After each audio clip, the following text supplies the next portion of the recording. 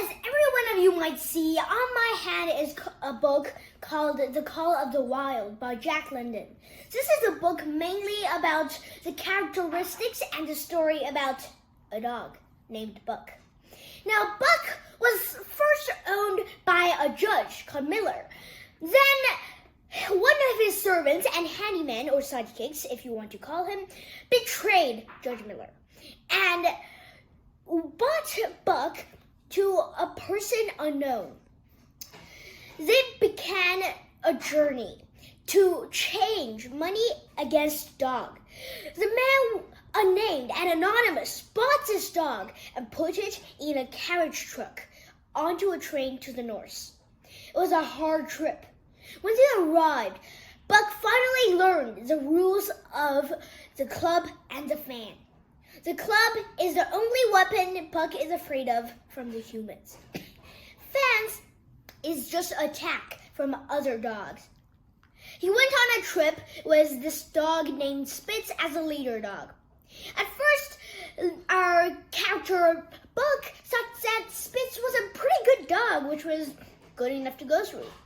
But it totally changed. Day after day, Buck and Spitz's relationship became worse and worse. Finally, on a day with Hal and Charles, they decided to have a fight to the death. Also on this day, a pack of wolves seemingly encountered their little camp in the craving of food. They attacked the camp and soon went around Spitz and killed him. Buck now became the leader of the new group. Now, on the new trip, Hal and Charles did not know how to treat dogs goodly.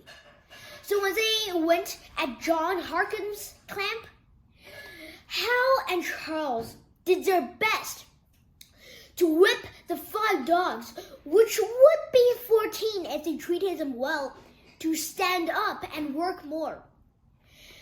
Now, John did not want to see this, so he pulled apart Hal and Charles and saved Buck. The rest of the 4 dogs went on and crashed down into the crevasse, into the ice, and drowned. Soon, Buck and John's relationship became better and better. But one day, a disaster came. A fictional group called the Ehots attacked the whole camp of John and Buck. All the 3 men who were taking care of Buck were now gone, dead. Through the times where Buck lived with John, he saved him so many times and prepared too much love. He maintained the awe and the love for the wild. But every time when he dreamed of going to the wild with the call of the wild, the love for his master brought him back. Now that his master was dead, stricken with feathers, he was now only to be up against the wild. His last boundary was broke.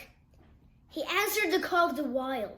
He killed the leader of the wolf pack that was in the wild, became the largest wolf dog in the whole world, and lived happily ever after like a fairy tale with all those wolves living straightly in the wild.